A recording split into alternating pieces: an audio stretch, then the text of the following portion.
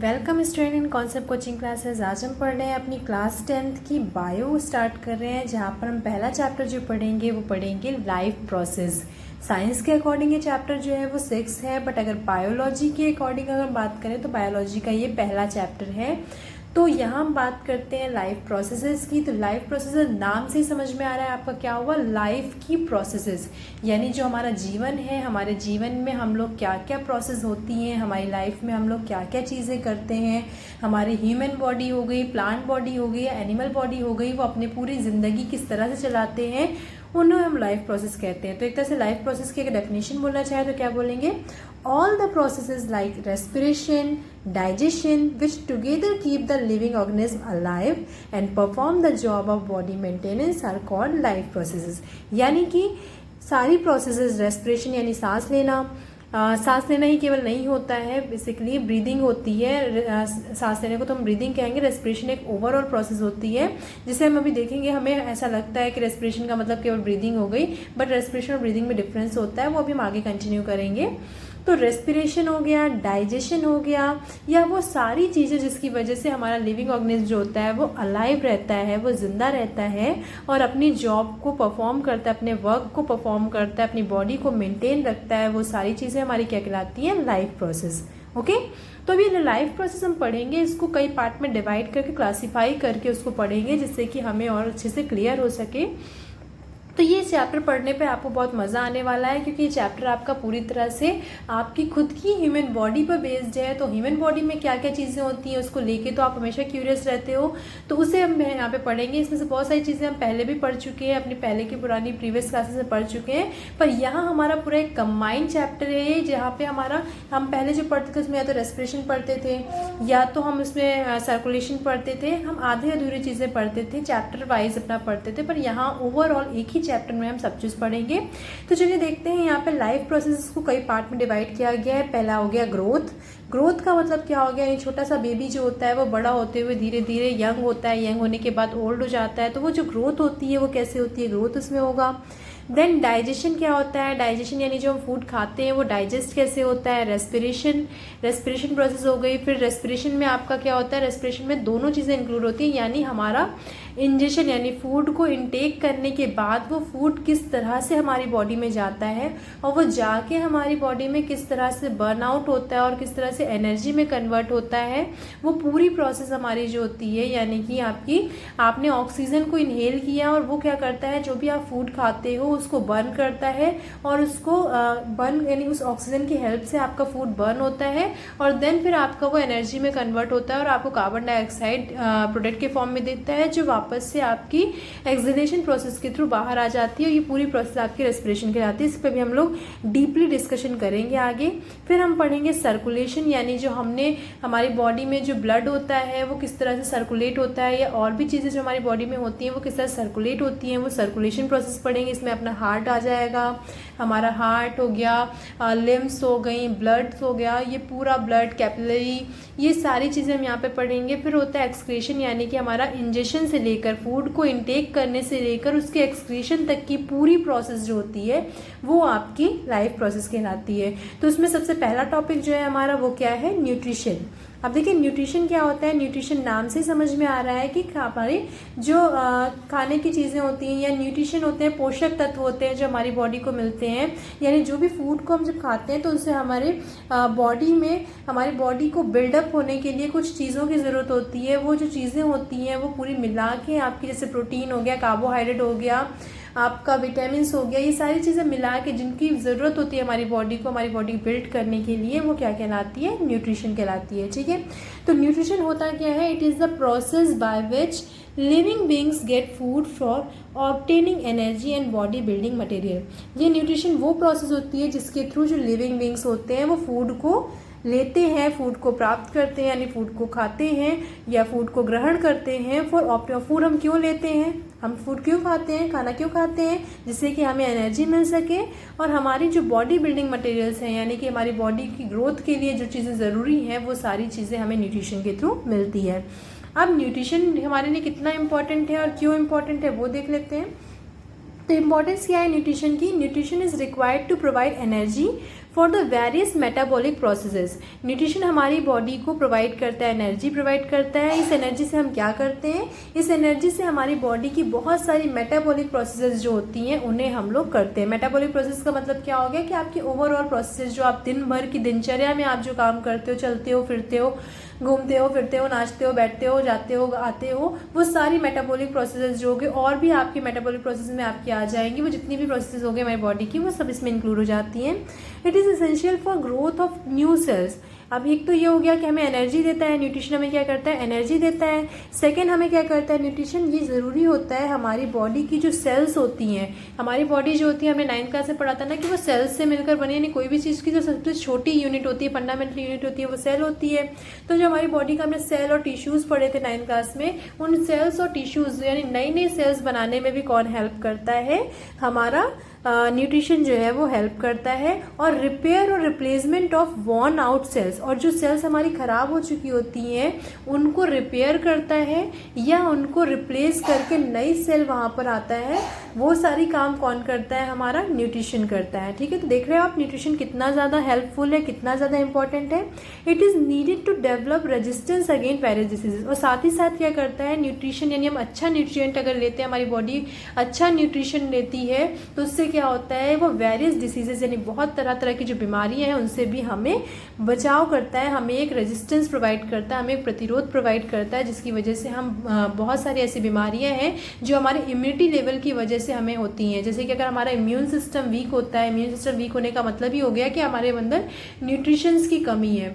Nutritions की कमी होने के कारण हमारे इम्यून सिस्टम जो होता है वीक हो जाता है, जिस वजह से हमारी बॉडी बहुत जल्दी डिसीजेस के अटैक में आ जाती है और हमारी बॉडी को डिसीज़ हो जाती है। तो इन डिसीज़ से बचने के लिए हमें क्या करना होता है, हमें डॉक्टर्स भी यही बोलते हैं कि हमें अच्छा न्यूट्रिएंट वाला फूड खाना चाहिए, अच्छे ऐसे फूड खाने चाहिए जिसमें हाई अमाउंट ऑफ न्यूट्रिशन हमें मिल सके। तो इस तरह से हमने देखा न्यूट्रिशन होता क्या है। तो न्यूट्रिशन एक प्रोसेस है जिसके थ्रू हम फूड को गेट करते हैं, फूड को प्राप्त करते हैं और उससे हमें एनर्जी मिलती है और हमारे जो बॉडी बिल्डिंग मटेरियल्स हैं वो हमें मिलते हैं। न्यूट्रिशन की इंपॉर्टेंस क्या होती है वो हमने देख लिया। अब हम देखते हैं कि मोड ऑफ न्यूट्रिशन क्या होता है, यानी कि हमारा न्यूट्रिशन क्या हो गया, प्रोसेस ऑफ गेटिंग फूड, यानी खाने की प्रोसेस या भोजन प्राप्त करने की प्रोसेस। अब देखिए सिर्फ खाना नहीं होगा, क्योंकि प्लांट्स भी हमारे न्यूट्रिशन के थ्रू ही फूड लेते हैं। तो वो खाते नहीं है, लेकिन वो फूड किस तरह से बनाते हैं या उनको किस तरह से गेटिंग ऑफ द फूड ही आपका क्या कहलाएगा, न्यूट्रिशन कहलाएगा। ठीक है, तो अब ये जो न्यूट्रिशन का जो मोड्स हैं, किस किस तरीके से हम न्यूट्रिशन ले सकते हैं, वो हमारे कहलाते हैं मोड ऑफ न्यूट्रिशन, जिसमें आपका 2 टाइप ऑफ मोड न्यूट्रिशन, इसको 2 टाइप में डिवाइड किया गया है, 2 टाइप्स में। फर्स्ट हो गया ऑटोट्रॉफिक न्यूट्रिशन और दूसरा हो गया हेटरोट्रॉफिक न्यूट्रिशन। ऑटोट्रॉफिक न्यूट्रिशन वो न्यूट्रिशन होता है, ऑटो नाम से आपको समझ में आ रहा है, ऑटो यानी ऑटोमेटिक, यानी जब हम खुद से अपना फूड जो बनाते हैं।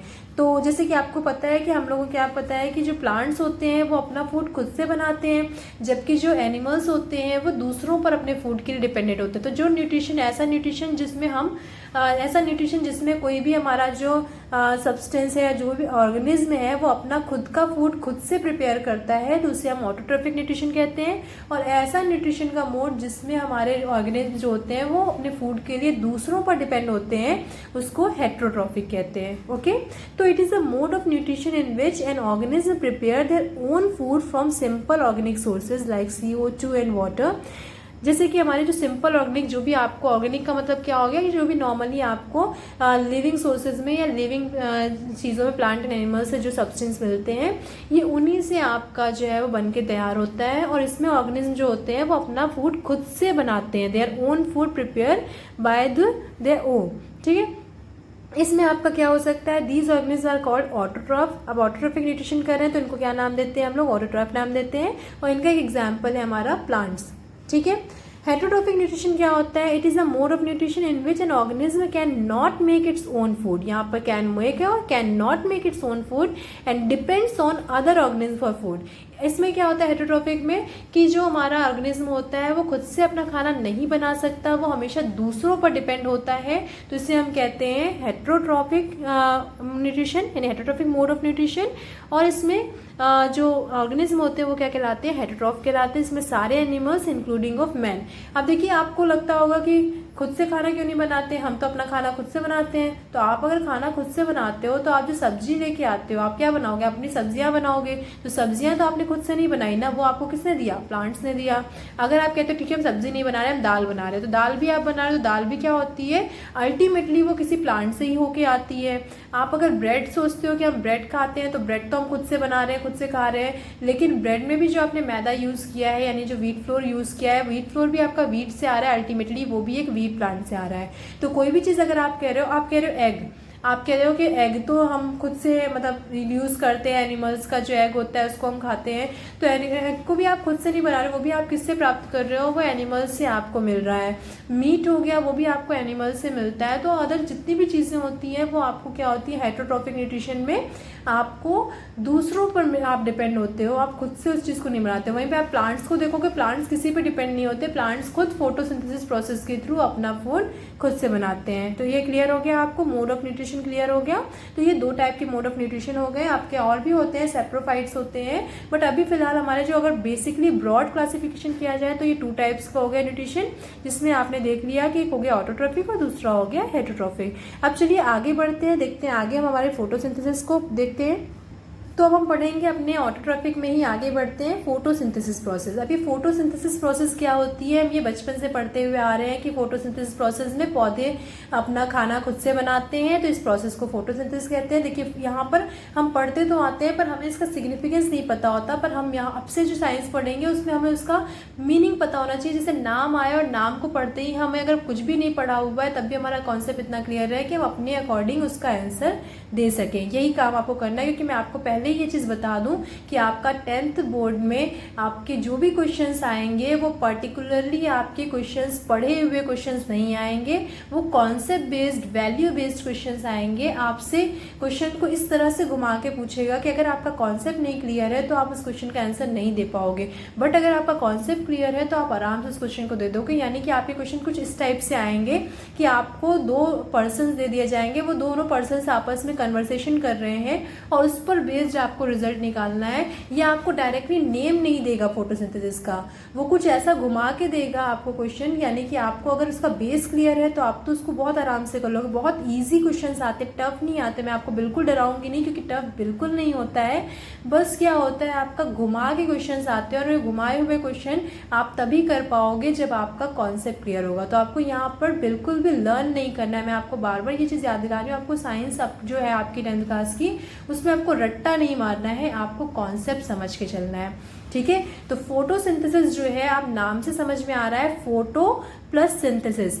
फोटो का मतलब होता है लाइट। आप जहां पर भी देखोगे अगर फोटो की बात आती है तो फोटो का मतलब होता है लाइट और सिंथेसिस का मतलब होता है बनाना।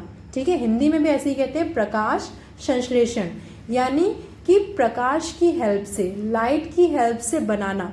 लाइट से बनाना, लाइट की हेल्प से क्या बनाना, तो लाइट की हेल्प से फूड बनाना। तो प्लांट्स क्या करते हैं, फोटोसिंथेसिस करते हैं, यानी कि लाइट की हेल्प से, सनलाइट की हेल्प से अपना फूड प्रिपेयर करते हैं। जिस प्रोसेस में, उस प्रोसेस को क्या बोलते हैं, फोटोसिंथेसिस।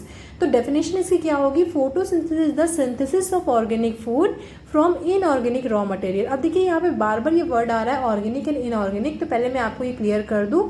ऑर्गेनिक का मतलब होता है जो भी चीज़ें हमें लिविंग सोर्सेज से मिलती हैं, प्लांट और एनिमल्स से मिलती हैं वो, और इनऑर्गेनिक सोर्सेज वो होते हैं जो कि हमें केमिकली या दूसरी चीज़ों से मिलते हैं, जैसे कि नॉन लिविंग चीज़ों से मिलते हैं। जैसे ऑर्गेनिक में आपका आ जाएगा आपका प्लांट एनिमल से, यानी कि आपका जैसे कोल वगैरह हो गया, या आपकी ऐसी चीज़ें जो आपको जैसे लिविंग ऑर्गेनिज्म में आपका आ गया, जो भी आपके प्लांट प्रोडक्ट होते हैं वो सारे आपके ऑर्गेनिक मटेरियल में आएंगे। वहीं आपका इनऑर्गेनिक में क्या होगा, आपके जितने मिनरल्स होते हैं वो सारे इनऑर्गेनिक होते हैं, या जितने भी रॉ मटेरियल्स आपके यहाँ पे दे रहा है। तो देखिए यहाँ पर क्या हो गया, इनऑर्गेनिक रॉ मटेरियल्स की हेल्प से अगर हम ऑर्गेनिक फूड बना दें तो उस प्रोसेस को क्या बोलते हैं, photosynthesis with the help of light. यानी synthesis of organic food with the help of light, energy inside the light energy inside the chlorophyll containing cells. और क्या चाहिए होगा हमें, हेल्प ऑफ लाइट एनर्जी, और साथ ही साथ हमें क्लोरोफिल भी चाहिए होगा। यानी हमें फोटोसिंथेसिस के लिए क्या चाहिए होता है, फर्स्ट ऑफ थिंग लाइट चाहिए होगी, फोटो, ठीक है। सेकेंड ऑफ थिंग हमें क्या चाहिए, क्लोरोफिल चाहिए, क्लोरोफिल की प्रेजेंस में ही ये प्रोसेस होती है। तो देखिए आपकी फोटोसिंथेसिस इक्वेशन क्या कहती है हमें, carbon dioxide plus H2O tends to C6H12O6 plus O2H2O। मैंने आपको देखिए यहाँ पे नंबरिंग नहीं ली, 6, 12 और 6, ये 6 ये मैंने इसलिए नहीं बोला आपको क्योंकि आप केमिस्ट्री पढ़ के आ रहे हो।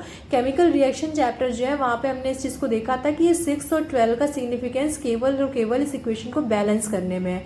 मैं यहाँ पर अभी सिर्फ इसका स्केलेटन इक्वेशन बता रही हूँ, यानी बस आपको ये बता रही हूँ कि कार्बन डाइऑक्साइड और वाटर जब सनलाइट और क्लोरोफिल की प्रेजेंस में मीट करते हैं यानी आपस में मिलते हैं तो ग्लूकोज बनाते हैं और प्लस ऑक्सीजन देते हैं और वाटर। अब देखिए ये इसका सिग्निफिकेंस देखा जाए, फिजिकल मीनिंग देखी जाए इसकी, तो क्या हुआ, हमें प्लांट जो हुआ तो प्लांट को कार्बन डाइऑक्साइड कहाँ से मिलती है, एयर के थ्रू मिलती है, ठीक है। और हमें ये भी पता है कि जो हमारा ह्यूमन बीइंग होता है, एनिमल्स होते हैं जो रेस्पिरेशन प्रोसेस यानी ब्रीदिंग प्रोसेस करते हैं, तो उसमें जब हमारी जो एक्सेल करते हैं हम लोग कार्बन डाइऑक्साइड, उन्हीं को हमारे प्लांट्स जो होते हैं वो रिसीव कर लेते हैं, ठीक है। और प्लस हम जो उनको वाटर देते हैं यानी एयर, हमें पता है कि प्लांट को जब भी हमें प्लांट चाहिए यानी प्लांट लगाना होता है तो प्लांट अपना फूड तभी बना पाते हैं जब हम उनको एयर दे दें, वाटर दे दें और प्लस आपका क्या हो, उनको सनलाइट दे दें। तो एयर में से कार्बन डाइऑक्साइड ले लेते हैं, वाटर जो आप उनको देते हो, सनलाइट उनको मिल जाती है, और इन तीनों की प्रेजेंस में साथ ही साथ उनको क्लोरोफिल चाहिए होता है। क्लोरोफिल क्या होता है, ग्रीन कलर का पिगमेंट होता है जिसकी वजह से हमारे जो प्लांट्स होते हैं वो ग्रीन कलर के, यानी प्लांट्स की जो लीव्स होती हैं वो ग्रीन कलर की दिखाई देती हैं। तो ये जो क्लोरोफिल हमारा बहुत बड़ी हेल्प करता है ये फूड को बनाने में। तो क्लोरोफिल, सनलाइट, वाटर और कार्बन डाइऑक्साइड की प्रेजेंस में हमारे प्लांट प्रोडक्ट्स होते हैं, प्लांट जो होते हैं वो क्या बनाते हैं, वो ग्लूकोज बनाते हैं जिसका फॉर्मूला होता है C6H12O6। इसको आप ग्लूकोज भी बोल सकते हो, इसको आप स्टार्च भी बोल सकते हो, ठीक है, दोनों सेम थिंग है। और आपका साथ ही साथ ये क्या करते हैं, ऑक्सीजन हमें प्रोडक्ट के फॉर्म में देते हैं। ये रिएक्टेंट्स हो गए, प्रोडक्ट के फॉर्म में आपको ऑक्सीजन देते हैं। और आपको पता भी है कि प्लांट्स हमें जब हमें बोला जाता है ना कि प्लांट्स ज़्यादा से ज़्यादा लगाया जाए जिससे हमें ऑक्सीजन मिल सके, तो हमें ऑक्सीजन कहाँ से मिलती है, ऑक्सीजन हमें प्लांट से मिलती है और ये ऑक्सीजन इसी प्रोसेस से मिलती है, यानी जब वो फोटोसिंथेसिस करते हैं तो प्रोडक्ट के फॉर्म में हमें ऑक्सीजन देते हैं। और प्लस कुछ वाटर, हमारा ये जितना वाटर का उनको ज़रूरत होती है उतने वाटर का वो फूड बना लेते हैं, प्लस एक्स्ट्रा जो वाटर होता है वो उसको बाहर निकाल देते हैं। किस प्रोसेस के थ्रू बाहर निकालते हैं, तो वो हम पढ़ेंगे एक्सक्रीशन में कि एक्सक्रीशन में वो हमारे ट्रांसपीरेशन के थ्रू जो वाटर होता है उसको बाहर निकाल देते हैं, ठीक है, उसको हम लोग आगे पढ़ेंगे। तो ये हो गई हमारी फोटोसिंथेसिस की डेफिनेशन। आई होप कि आपको ये क्लियर हो गई होगी। अब नेक्स्ट देखते हैं, हमारे पास जो इसमें क्वेश्चंस होते हैं वो कुछ टाइप वाइज क्वेश्चंस पूछे जाते हैं, इसलिए मैंने उसको एक तरह से हेडिंग्स में डिवाइड कर दिया है। तो फर्स्ट हेडिंग क्या है, organ and site of photosynthesis, यानी कि हमारी फोटोसिंथेसिस कहाँ पर होती है। हमने तो कह दिया कि प्लांट फोटोसिंथेसिस करते हैं, पर प्लांट का भी कोई एक पार्ट होता होगा जहाँ पे फोटोसिंथेसिस होती है। तो हमने 9th क्लास में पढ़ा था कि जो हमारी लीव्स होती हैं वो किचन ऑफ द प्लांट होती हैं, यानी जो लीव्स होती हैं वहाँ पे ही हमारा किचन होता है, वहीं पर फूड बनता है। तो फोटोसिंथेसिस कहाँ होती है, फोटोसिंथेसिस हमारी ग्रीन प्लांट्स की लीफ में होती है, जिसमें कहाँ पे होती है, ग्रेना एंड स्टोमा में होती है of the chloroplast in green plant. यानी जो ग्रीन प्लांट होती है हमारे, उनमें क्लोरोप्लास्ट पाया जाता है, इसी क्लोरोप्लास्ट के अंदर क्लोरोफिल होता है। और ये क्लोरोप्लास्ट, हमारा क्लोरोप्लास्ट के अंदर क्या होता है, यानी ग्रीन प्लांट्स हो गए, प्लांट्स के ऊपर लीव्स हो गई, लीव्स में क्लोरोप्लास्ट होता है, क्लोरोप्लास्ट में स्ट्रोमा होते हैं, यानी स्ट्रोमा और ग्रेना होते हैं, ठीक है, यहाँ पर पाया जाता है। अगर एग्जैक्ट आपसे पूछा जाए, जैसे कि आपसे ये पूछा जाए कि आप कहाँ रहते हो, तो आप क्या बोलोगे कि आप इलाहाबाद में रहते हो, या आप बोलोगे आप इंडिया में रहते हो। अगर आपसे पूछा जाए इंडिया के अंदर आप कहाँ रहते हो, तो आप अपना स्टेट बताओगे, यूपी, ठीक है। फिर उसके अंदर आपसे बोला जाए कि आप कहाँ रहते हो, इलाहाबाद या जो भी सिटी में आप रहते हो, तो आप उसे बताओगे। फिर देन आपसे पूछा जाए कि एग्जैक्ट आपकी लोकेशन बताओ, तो आप अपने एड्रेस को बताते हो। तो यहाँ पर भी हम एग्जैक्ट लोकेशन को बता रहे हैं। अगर ओवरऑल देखा जाए तब तो ग्रीन प्लांट्स की लीव्स में ही हमारा फोटोसिंथेसिस होती है, पर अगर हमें एग्जैक्ट लोकेशन बताई जाए तो ग्रीन प्लांट की लीव्स में क्लोरोप्लास्ट होता है, क्लोरोप्लास्ट में जो स्ट्रोमा और ग्रेना होते हैं वहाँ पर फोटोसिंथेसिस होती है। आई होप आपको क्लियर हो रहा होगा। चलिए नेक्स्ट देखते हैं। अब आते हैं हमारे रॉ मटेरियल्स क्या होते हैं फोटोसिंथेसिस के लिए। तो फोटोसिंथेसिस के रॉ मटेरियल्स क्या होते हैं हमारे, जो हमारा रिएक्टेंट होता है। तो रिएक्टेंट क्या क्या है हमारा, एक कार्बन डाइऑक्साइड और दूसरा वाटर। तो हम यहाँ पे रॉ मटेरियल्स में ये दोनों चीज़ें हैं, तो हम क्या बोलेंगे, raw materials for photosynthesis are carbon dioxide and water. ठीक है, अब देखिए यहाँ पर बात क्या आ जाती है कि कार्बन डाइऑक्साइड और वाटर क्या हमारे सारे प्लांट्स के लिए यही रॉ मटेरियल्स होते हैं, या कुछ प्लांट्स ऐसे भी होते होंगे जिनको वाटर नहीं मिल पाता या कार्बन डाइऑक्साइड नहीं मिल पाता, तो वो कैसे काम करते होंगे। तो इसके लिए थोड़ा देखते हैं कि टेरेस्ट्रियल प्लांट्स, टेरेस्ट्रियल का मतलब क्या होता है, जो लैंड पर प्लांट्स होते हैं, जो ज़मीन पर पाए जाते हैं। आपको पता होगा ना कि 3 तरह से आपके डिवाइड होता है। टेरेस्ट्रियल का मतलब लैंड हो गया, आपका अगर एरियल की बात कर दिया है तो हवा हो जाता है, एक्वेटिक की बात कर दिया जाए तो एक्वेटिक का मतलब होता है वाटर। तो यहाँ पर बेसिकली हम किसकी बात कर रहे हैं, टेरेस्ट्रियल की। तो terrestrial plants get CO2, terrestrial plant को CO2 तो हमें एनवायरनमेंट से मिल जाती है, और वाटर जो हम सॉइल में उनको वाटर देते हैं उससे वो उसे ले लेते हैं। ठीक है, जैसे कि हम पेड़ पौधों में जब गमलों में अपने पानी डालते हैं तो सॉइल में पानी डालते हैं ना हम लोग, प्लांट में थोड़ी पानी डालते हैं, सॉइल में डालते हैं, और प्लांट अपने आप सॉइल से जो वाटर है वो ले लेता है। ठीक है, और कार्बन डाइऑक्साइड हम एयर को, उसमें ऊपर एयर का छिड़काव नहीं करते, वो अपने आप इन्वायरमेंट से एयर ले लेता है। तो इस तरह से टेरेस्ट्रियल प्लांट जो है वो CO2 इन्वायरमेंट से लेता है, यानी रॉ मटेरियल CO2 है वो इन्वायरमेंट से लेता है, और जो रॉ मटेरियल वाटर है वो सॉइल से लेता है। बट अब बात आती है एक्वेटिक प्लांट की। एक्वेटिक प्लांट को वाटर तो पूरी अच्छे से मात्रा में मिल जाता है, क्योंकि एक्वेटिक प्लांट नाम ही है, एक्वेटिक का मतलब ही हो गया कि वो वाटर में होते हैं। तो वाटर में होते हैं तो उनको वाटर तो बड़े आराम से मिल जाता है, बट उनको कार्बन डाइऑक्साइड जो मिलती है वो कैसे मिलती है, क्योंकि वो तो वाटर के अंदर होते हैं। तो उनको कार्बन डाइऑक्साइड उसी वाटर में जो डिजोल्व कार्बन डाइऑक्साइड होती है वहां से मिलती है। तो उनको कहाँ से मिलती है कार्बन डाइऑक्साइड, जो वाटर में डिजोल्व होता है। जैसे कि आपको पता होगा कि जो फिशेज होती हैं वो कैसे हमारे वाटर में रह लेती हैं, तो वाटर में जो ऑक्सीजन प्रेजेंट होता है वो ऑक्सीजन डिजोल्व होता है, उसी से हमारी जो फिशेज होती हैं वो ऑक्सीजन टेक करती हैं। तो वैसे ही जो हमारा वाटर में कार्बन डाइऑक्साइड गैस, हमें पता है कि गैसेस जो चीज़ें होती हैं, गैसेस होती हैं वो क्या होती हैं, वाटर में आराम से मिक्स हो जाती हैं। तो ये जो गैसेस होती हैं ये वाटर में मिक्स रहती हैं, और एक्वेटिक प्लांट जो होते हैं वो इन्हीं डिजोल्व कार्बन डाइऑक्साइड या इन्हीं गैसेस को इनटेक करते हैं। इनको कार्बन डाइऑक्साइड चाहिए तो वो उसी वाटर से ले लेते हैं, और साथ ही साथ वाटर तो उनको मिल ही जाता है। तो ये हो गया आपका डेफिनेशन फोटोसिंथेसिस की। कहाँ होता है फोटोसिंथेसिस, उसकी साइट क्या है, यानी एग्जैक्ट एड्रेस क्या है, तो हमने देखा ग्रेना एंड स्टोमा हो गया।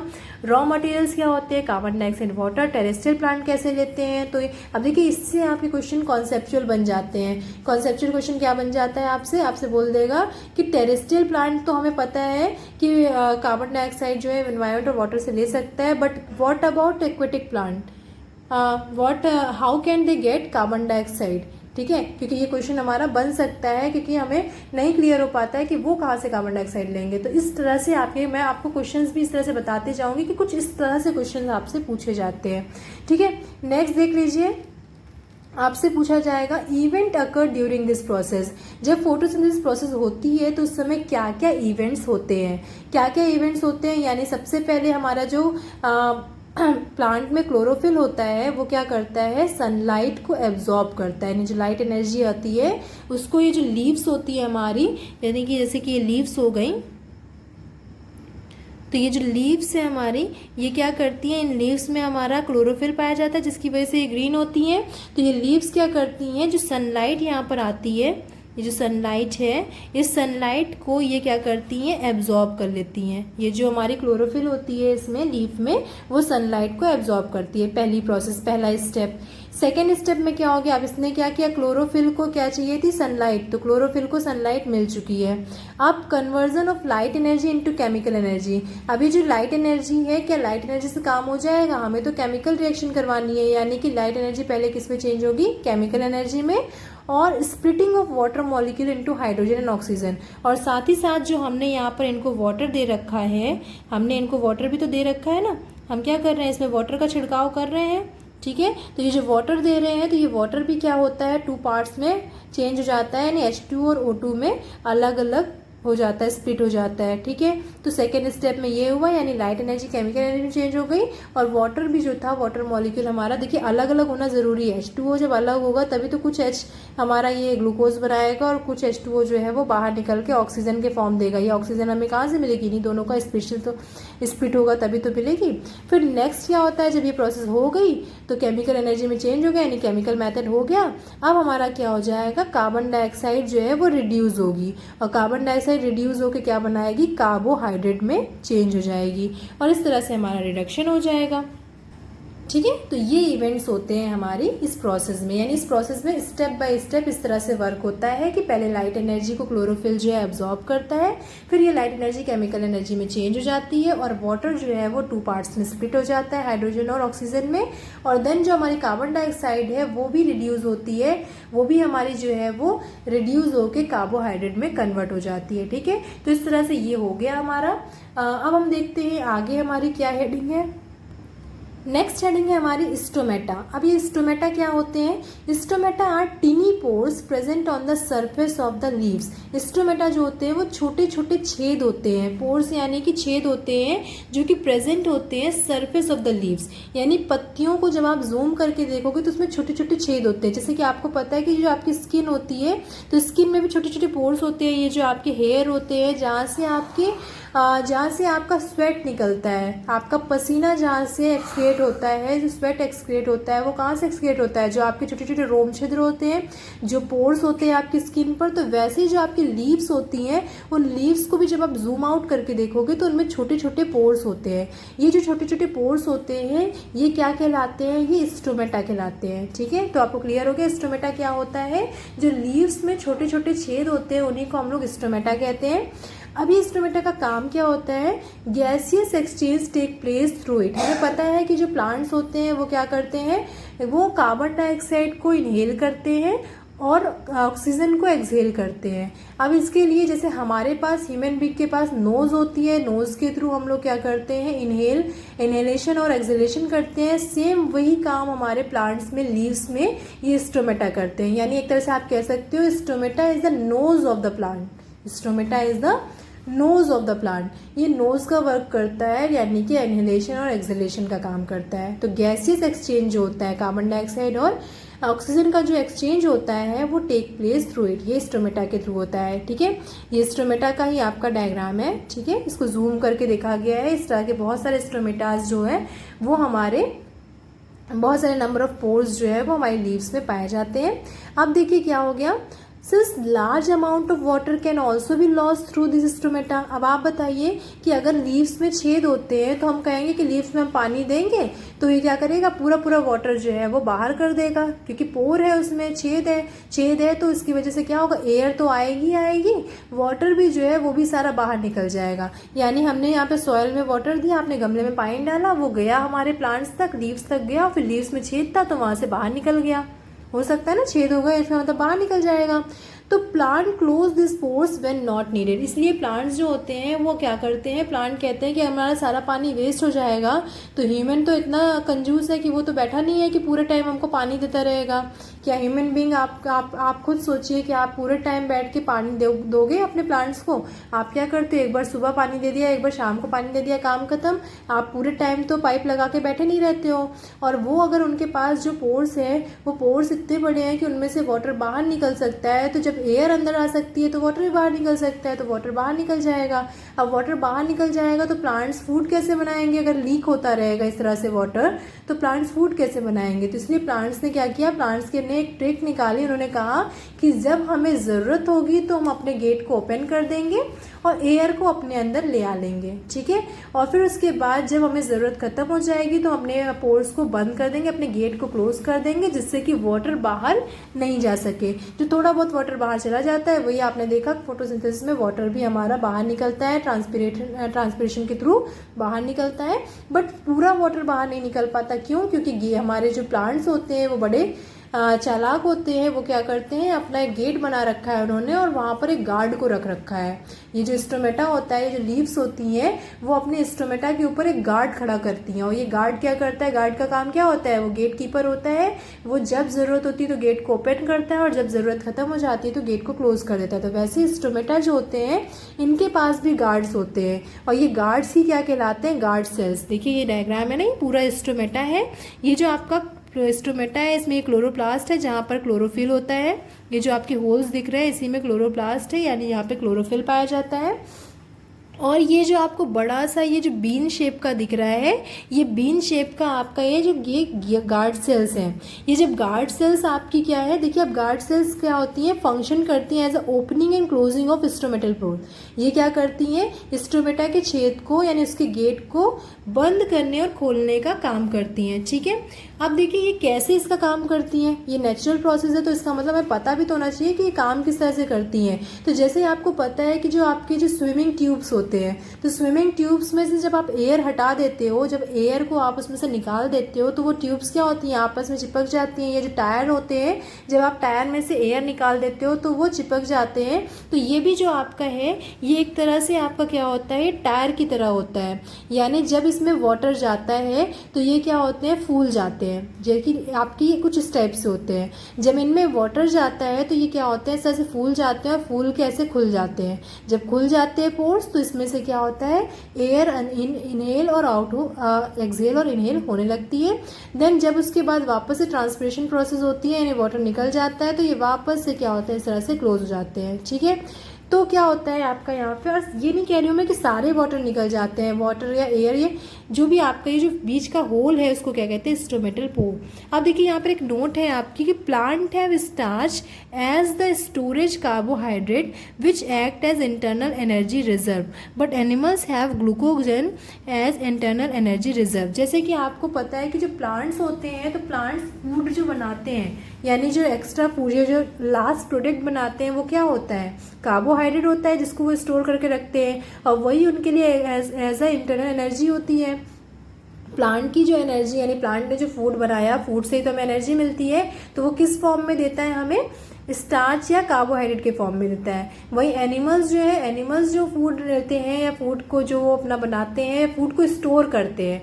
प्लांट अपने अंदर फूड को स्टोर करता है किस फॉर्म में, स्टार्च के फॉर्म में।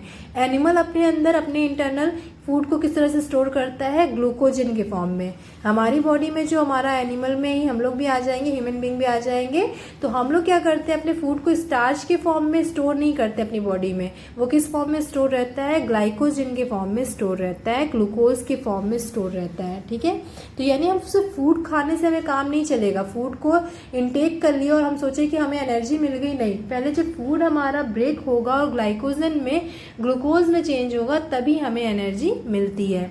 अब देखते हैं, if all green plant disappear from earth there will be excess of CO2 because there are no plants to convert into oxygen and also all herbivores will die due to starvation. अब देखिए ये एक question आया हुआ था आपका, इसलिए मैंने नोट बना के लिख दिया है कि आपसे पूछा हुआ था, देखिए इसी चैप्टर का क्वेश्चन है और आपसे इस तरह से पूछा है, what happen if all green plants disappear from earth. यानी पूछा था कि बताइए कि अगर सारे प्लांट्स हमारे अर्थ से गायब हो जाए, यानी अर्थ से सारे प्लांट्स जो है खत्म हो जाए, सबको काट दिया जाए, जो आज का ह्यूमन बीइंग कर रहा है, प्लांट्स बहुत तेजी से काटे जा रहे हैं, डिफॉरेस्टेशन हो रहा है, तो उससे क्या इफेक्ट पड़ेगा। तो आपको पता है कि जो प्लांट्स होते हैं वो कार्बन डाइऑक्साइड को यूज कर लेते हैं, यूटिलाइज कर लेते हैं। हम ह्यूमन बीइंग जो है वो रेस्पिरेशन यानी ब्रीदिंग प्रोसेस के थ्रू कार्बन डाइऑक्साइड को तो एक्सहेल करते ही हैं, उसको तो रोक सकते नहीं है, वो तो एक नेचुरल प्रोसेस है। तो अगर वो कार्बन डाइऑक्साइड हम ऐसे ही कंटिन्यू एक्सहेल करते रहेंगे और उनको यूटिलाइज करने वाला कोई नहीं रहेगा, उसको यूज करने वाला कोई नहीं रहेगा, तो क्या होगा, हमारे इन्वायरमेंट में कार्बन डाइऑक्साइड की जो प्रेजेंस है वो बहुत ज़्यादा बढ़ जाएगी, और जिस वजह से हमारा जो इन्वायरमेंट है वहाँ कार्बन डाइऑक्साइड की एक्सेस हो जाएगी, और ऑक्सीजन तो है नहीं, ये कि प्लांट्स ही नहीं है तो ऑक्सीजन बनाने वाला कोई है नहीं, तो ऑक्सीजन हमें मिलेगी नहीं, लेकिन हमारा जो कार्बन डाइऑक्साइड है वो तेजी से है वो डाई हो जाएंगे ड्यू टू स्टार्वेशन। क्योंकि जितने हार्बीवरस हैं, यानी जितने भी प्लांट्स के ऊपर जिंदा रहने वाले लोग हैं, हम ह्यूमन बींग्स में जितने हार्बीवरस हैं या जितने एनिमल्स हैं, वो सब क्योंकि वो तो प्लांट पर डिपेंडेंट है, प्लांट ही नहीं रहेगा तो उनको खाना कहाँ से मिलेगा, तो इस तरह से वो भूखमरी से, स्टार्वेशन से सबके सब डाई हो जाएंगे। ये आपका अल्टीमेट एक रिजल्ट आएगा अगर हम अभी से प्लांट्स को नहीं बचाते हैं। तो इसके लिए हमारा सॉल्यूशन क्या है कि हमें प्लांट्स को बचा के रखना है, प्लांट्स को काटने से रोकना है और नए प्लांट्स भी हमें लगाने हैं। ठीक है, अब देखिए ये तो था हमारा ओवरऑल न्यूट्रिशन इन प्लांट्स था, एक तरह से हम इसको बोलेंगे न्यूट्रिशन इन प्लांट्स, जिसमें हमने देखा कि प्लांट्स में न्यूट्रिशन कैसे होता है। तो हमने देखा कि न्यूट्रिशन 2 टाइप्स का होता है, ऑटोट्रॉफिक और हेटरोट्रॉफिक, जिसमें से ऑटोट्रॉफिक में प्लांट्स थे तो न्यूट्रिशन इन प्लांट्स हमने पढ़ा। न्यूट्रिशन इन प्लांट्स में हमने देखा कि प्लांट्स में न्यूट्रिशन कैसे होता है, फोटोसिंथेसिस प्रोसेस के थ्रू होता है। उसमें हमने ऑर्गेन्स पढ़ लिया, उसके साइट्स पढ़ लिया, रॉ मटेरियल क्या यूज होते हैं, कैसे कैसे इवेंट होते हैं, और हमारा स्टोमेटा क्या होता है और स्टोमेटा का वर्क क्या होता है, गार्ड सेल्स क्या होती है। ये ओवरऑल हमने क्या पढ़ा, न्यूट्रिशन इन प्लांट्स पढ़ा। ठीक है, अब हम लोग जो नेक्स्ट टॉपिक पढ़ेंगे उसमें क्या पढ़ेंगे, न्यूट्रिशन इन एमीबा।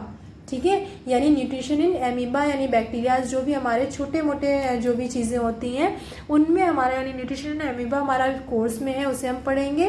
फिर उसके बाद हम लोग नेक्स्ट टॉपिक पढ़ेंगे न्यूट्रिशन इन एनिमल्स। तो इस तरह से हम लोग इस पूरे चैप्टर में ना केवल ह्यूमन बीइंग के बारे में बात करेंगे, ह्यूमन बीइंग की पूरी लाइफ प्रोसेस तो पढ़ेंगे ही पढ़ेंगे, साथ में प्लांट्स और हम बैक्टीरियाज या एमीबाज, पैरामीशियम, इन सब के बारे में भी पढ़ेंगे। तो इस तरह से ये चैप्टर हमारा जो है लॉन्ग ज़रूर होगा बट बहुत ही इंटरेस्टिंग चैप्टर है, आपको मज़ा आने वाला है बिल्कुल।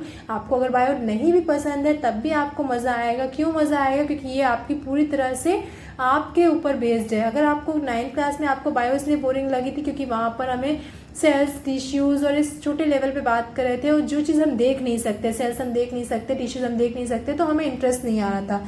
बट यहाँ पर आपको हर चीज़ जो है वो आपको फैमिलियर लगेगी कि अच्छा ऐसा होता है, हम फूड खाते हैं यानी फूड को इंटेक करते हैं तो वो कहाँ जाता है, किस तरह से होता है, वो सारी चीज़ें आप जब इमेजिन करोगे तो आपको बहुत मज़ा आने वाला है। ठीक है, तो आज जो हमने पढ़ा उसको आप रिवाइज करना, आप उसको 1-2 बार और अच्छे से पढ़ना। नोट्स तो मैं आपको प्रोवाइड कर ही रही हूँ आपको, अभी तो मैं इसकी केवल जितना मैंने पढ़ाया उसकी पिक आपको यहाँ पर दे दूंगी वीडियो के लास्ट में क्लास नोट्स के तौर पे। बाकी आपको जब चैप्टर कंप्लीट हो जाएगा तो ओवरऑल आपको नोट्स भी दूंगी।